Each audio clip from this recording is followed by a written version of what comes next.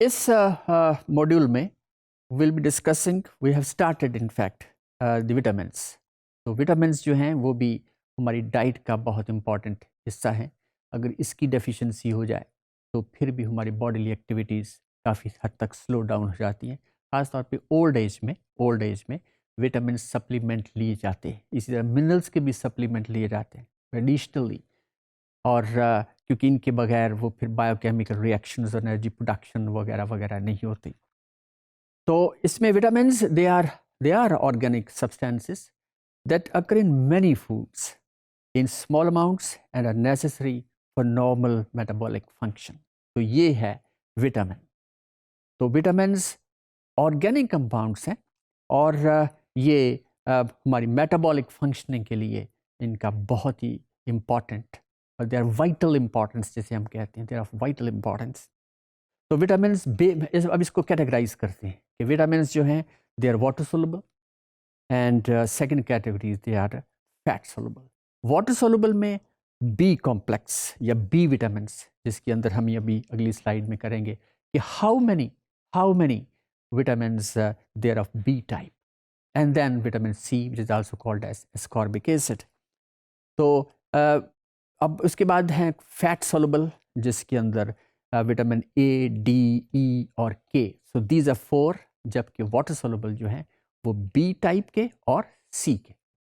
Now vitamin B और आगे फिर ये जो वाटर सोलुबल बी विटामिन हैं, they may be B1 chemically this is thiamine. This is thiamine. Then vitamin B2 है, this riboflavin है, B3 है, niacin है, B5 there is pantothenic acid है, 6 है, pyridoxine है, then 7 biotin, 9th folic acid, and 12 there is cobalamin. So these are the B vitamins which are about 2, कोई 7-8 हैं। Okay, now vitamin A, जिसे हम 1 by 1 डिस्कस कर रहे थे। इस सबसे पहले तो बात यह है विटामिन ए, इसकी कैरेक्टरिस्टिक्स क्या हैं। They occur in several forms synthesized from carotenes, और ये आमतौर पे carotene is again a compound, ये उसी की मॉडिफिकेशन है जिस पे हम विटामिन ए कहते हैं। Then it is stored in liver, it is stable in heats, acids and alkalies. ये इसकी बड़ी स्टेबिलिटी है। इट इज़ ये ब्रेक डाउन नहीं होता, लेकिन ये स्टेबल रहता है हीट में भी, एसिड्स में भी, एसिड इन्वायरमेंट में भी। इसकी पीएच इतना इम्पॉर्टेंट नहीं है because they survive in all types of acidic as well as basic environment. It is unstable in light, it is unstable light में बहरहाल ये बहुत जल्द ब्रेक डाउन हो जाता है।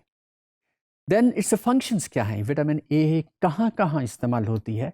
This is necessary for the synthesis of visual pigments, क्योंकि ये जो ना हमारी रेटिना के अंदर ये विटामिन बी का उसकी फंक्शनिंग का बड़ा इंपॉर्टेंट, विजन के लिए इट्स वेरी इंपॉर्टेंट। और ये बहुत ज़्यादा अमाउंट मिलती है हमें इस ब्लैक पेपर के अंदर। So this rich in vitamins. So visual pigments और म्यूकोप्रोटीन्स एंड म्यूकोपॉलीसैकेराइड्स, ये इसमें इन चीज़ों की सिंथेसिस के लिए ये विटामिन ए इज इसेंशियल।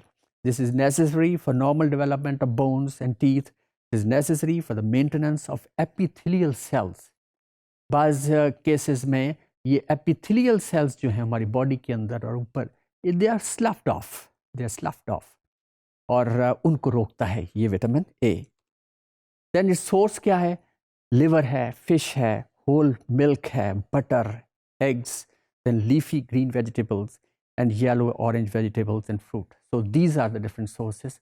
और अगर विटामिन ए की डेफिशिएंसी है, पता चलता है विटामिन ए की डेफिशिएंसी है, तो इन चीज़ों के इस्तेमाल करने से वो डेफिशिएंसी पूरी हो जाएगी।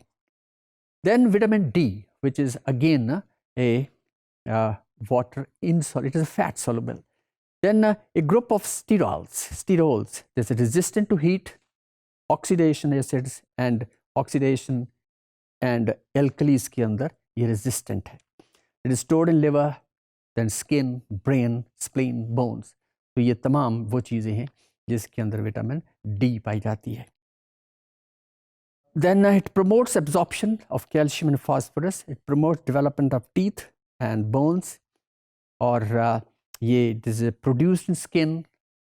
ये विटामिन ए, विटामिन जो vitamin A, that is it is produced D, vitamin D, और जो है ये it is synthesized in our skin. It is synthesized, is exposed to ultraviolet light, बड़ी important है for its synthesis. और आजकल बहुत सारे मेडिकल डॉक्टर्स जो हैं, हम हेल्थ प्रोवाइडर्स कहते हैं, they recommend this vitamin D to the older patients, क्योंकि उनके अंदर विटामिन डी की देखने में आया है कि डेफिशिएंसी हो जाती है, और इसकी डेफिशिएंसी की वजह से वो फिर आर्थराइटिस और बोन और नी जॉइंट्स और जितने भी जॉइंट्स जो हैं वो देन स्टार्ट पेनिंग. तो इसकी सोर्स जो है, there is milk, then fish liver oils, egg yolk, then fortified bones foods.